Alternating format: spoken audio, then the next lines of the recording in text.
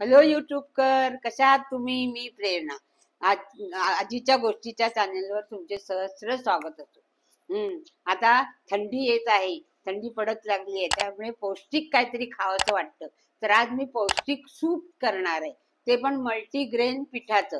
म्हणजे त्याच्यात मका आहे, ज्वारी आहे, बाजरी आहे, नंतर जव आहे, म्हणजे असे अनेक कडधान्य मिळून असं केलेलं पीठ. त्या पिठाचं मी तुम्हाला सूप करून दाखवणार आहे.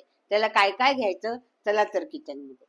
सुपासाठी लागणारं मल्टीग्रेन पीठ, नंतर लिंबाचा रस, मीठ, धण्याची पावडर, जिऱ्याची पावडर, मेथी, कोथिंबीर, नंतर मिरी पावडर आणि आल्या लसणाचा ठेचा आणि पाणी. आणि त्यात सुपामध्ये घालण्यासाठी आपल्याला हे सगळं लागणार आहे. हे बघा, टोमॅटो आहेत, भोपळी 2 मिरच्या 2 कलरच्या आहेत, कांदा आहे आणि गाजर आहे आणि हे पण फ्लॉवर हा घेतलेला आहे. थोडं तूप घालूया.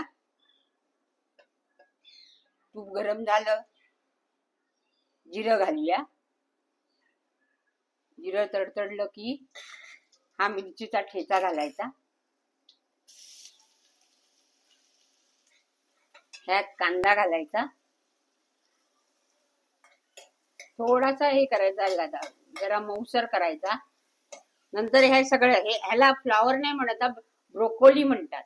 तर हे सगळं आता घालायचं. हे बघा, भोपळी, मिरची, टोमॅटो वगैरे हे सगळं टाकायचं. धणा पावडर, जिरा पावडर आणि थोडं मीठ. ह्यात थोडं पाणी टाकून थोडं शिजवायचं.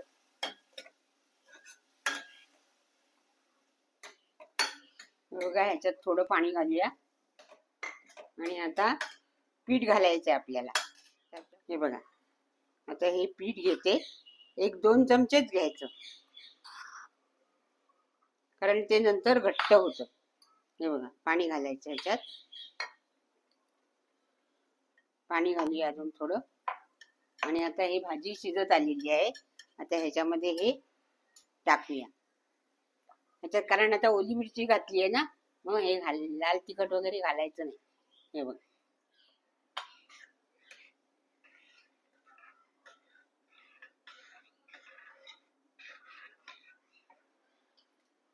आता चांगलं उकळू दे. ह्यात मिरी पावडर टाकायची, नंतर थोडी कोथिंबीर, लिंबाचा रस. आता चांगली उकळी आली की तुम्हाला मी प्लेटिंग करून दाखवते. पाणी लागेल. हे बघा, हातात घट्ट होत आलंय.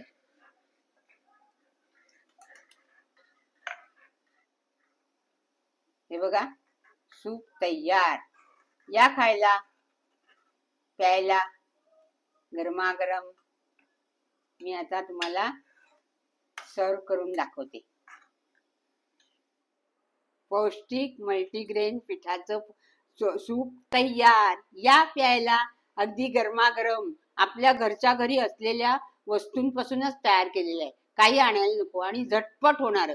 जर रात्री आपल्याला काय नको असेल, वरण भात वगैरे, तर हे नुसतं सूप प्यायलं तरी खूप चांगलं आहे. एकदम पौष्टिक आहे. तुम्ही माझा व्हिडिओ पहिल्यापासून पाहिलात ना?